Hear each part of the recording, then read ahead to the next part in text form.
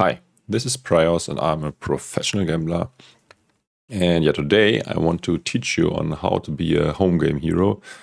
And yeah, how could we do it in a better way than listening to one of the greatest players of all times, Phil Galfond, who also made a video about this topic.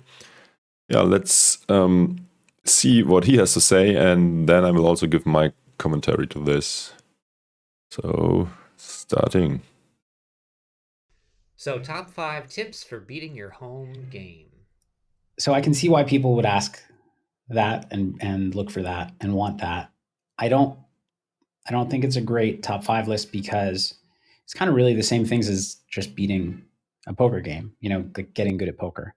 But I'll try to give an answer that is maybe more specific to home games.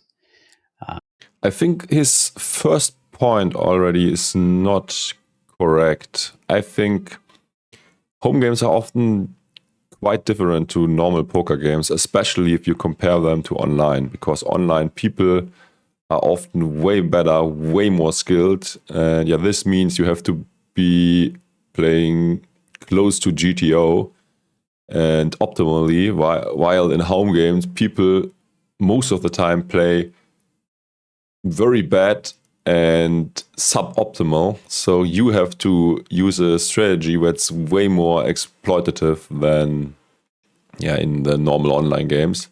And I think it's also a difference to casinos. Casino games are usually also a bit tougher, but in casino games you also have to go more in the direction of exploitative approach. But yeah, the most exploitative approach is needed in home games, at least the home game I play in. And we'll see how it goes. And I'll try to be quick with it, which is not what I usually do. So, number one. Quick and dirty. One is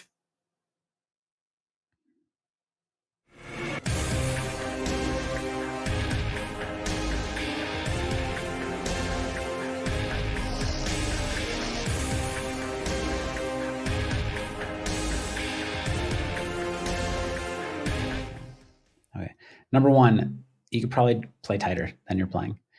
Home games tend to be very loose, and the way to capitalize on loose play is tight play. Now, be aware of your circumstances and kind of the landscape, because yeah, I think this is a two-sided sword, because on the one hand, people are very loose, and if you get in with only good hands, you can punish them. But I think, at least in the home game I play, I would not be as tight as I would be online, because the quality of hands is way below average, as many of the guys play like 80 or 100% VPIP, or at least close to it. And yeah, in this case, you are good playing 30% of hands, and you will still dominate quite a bit of their range. And they also will make huge mistakes on later streets, and you cannot capitalize on these huge mistakes if you are not in the pot. This may conflict with number two, which number two is keep your seat in the game. A lot of home games, if they're like serious home games, will stop inviting somebody if they're playing really well and they're playing really tight and they're not giving much action. Yeah, that's another factor why you cannot be as tight as you might want to be. And yeah, you have to be fun and entertaining and stick to the rules of the game. Yeah, also, I was in a home game where people usually get very drunk until they almost pass out. And yeah, I usually was not drinking at all, or drinking very less, and that also caused me to not getting invited anymore. So if you need to keep your seat by playing looser than you're playing, by kind of like making gambly decisions, betting somebody else on red or black, whether the flop's going to be red or black for a bunch of money. That's like a neutral EV gamble. Things like that. That is important. Keep your seat.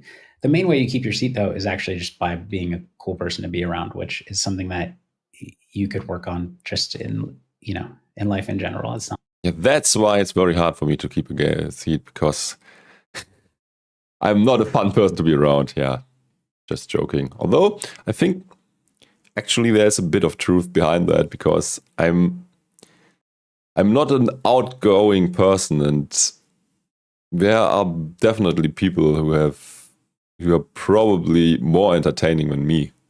But yeah, let's move on. I don't have any great tips for that too, because I'm not. He's a nerd too.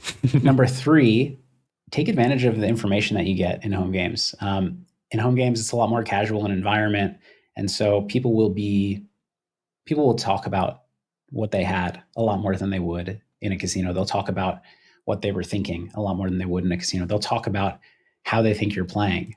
That's actually not true for my home game, but yeah, I guess you can get a lot of extra information if you pay close attention to what the guys do, what the body language is.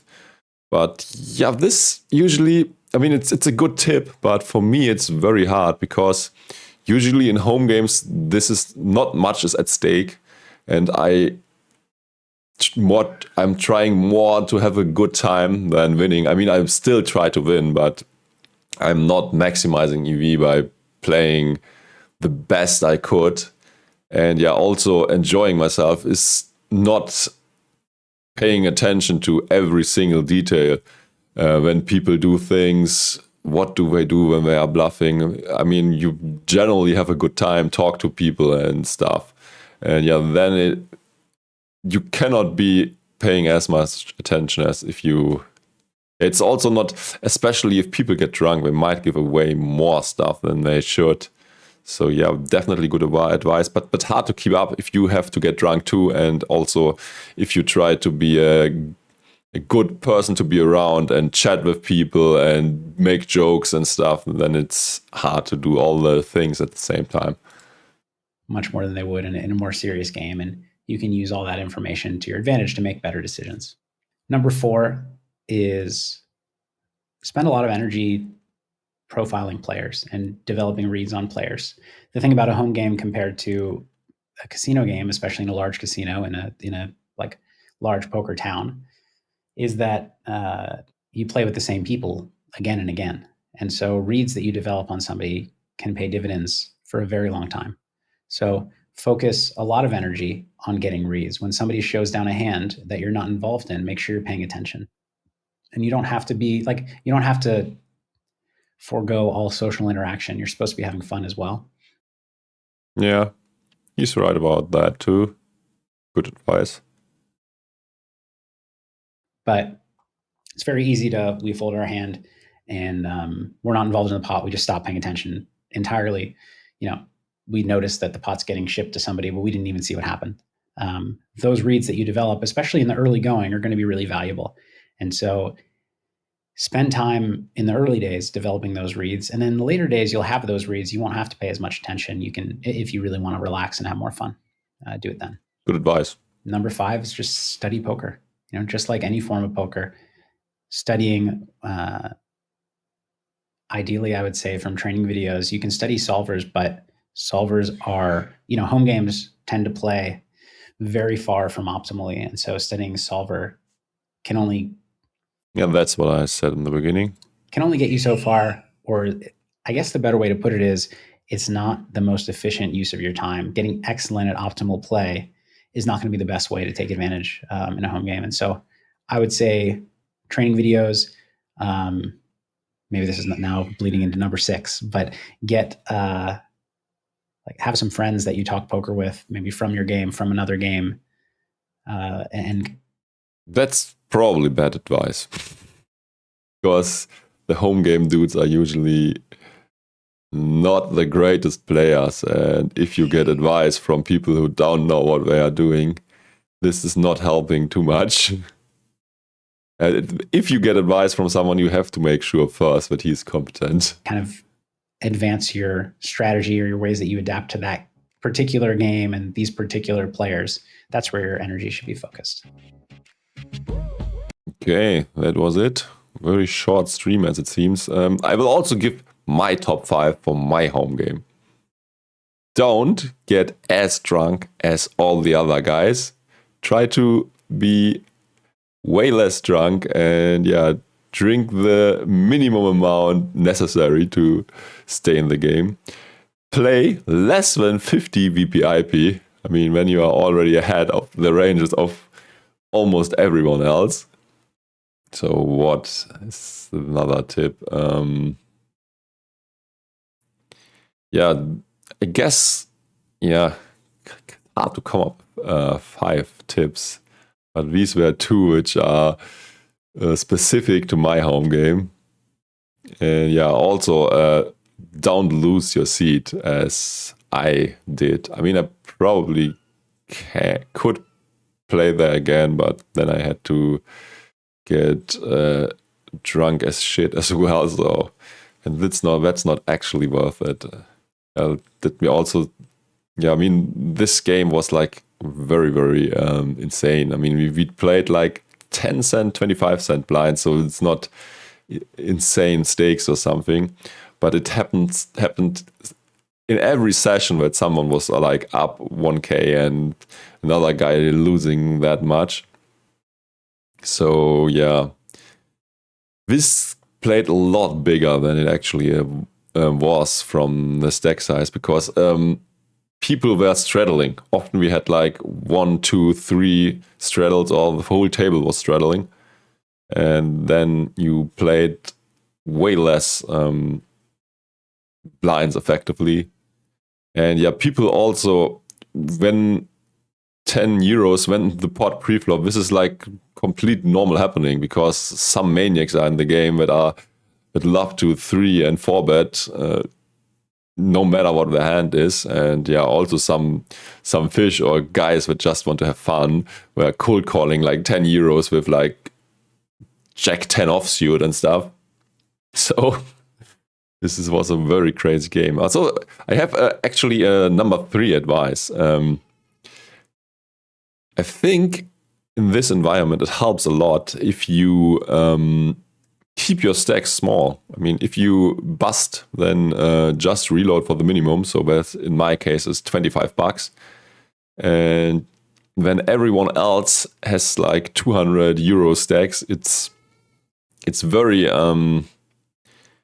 very hard for them to play optimal against the other big stacks and against you. Usually they completely disregard your stack, and then you can be all in like 5-way pre-flop. The other guys will still push each other out on the flop, and then you will be heads up. And this obviously is a massive plus EV situation. So you could do something like trap, for example, like call with ace king or stuff the first raise, or with aces, and when one of the maniacs 3 bets and someone else even 4 bets or something like that, when you go all in, or just call the initial raise with something like even 6s or something should be fine. And then everybody calls and there's a 3 bet, and then you just go all in. And there's massive dead money in. Some people might still fold. And if it's all in against the ranges in the described game, it's not too bad. And you also will, this also will help to still get invited when people sometimes see you showdown some stuff like 6s or gambly hands like 7-8 suited or something. So I think it's not even minus EV to do that. But I did not play in many home games, but most likely not many are as crazy as mine. I also, I think I made one video talking about the home game and the hands I played and stuff. Feel free to check that out. And I think that's about it. What you have to know about home games. I think the main takeaway is don't try to stick to the solver strategy. Just play exploitative strategy and try to maximize your EV given the tendencies of your specific opponent. Yeah. That was it for today. Thanks for watching. Have a great day. Bye-bye.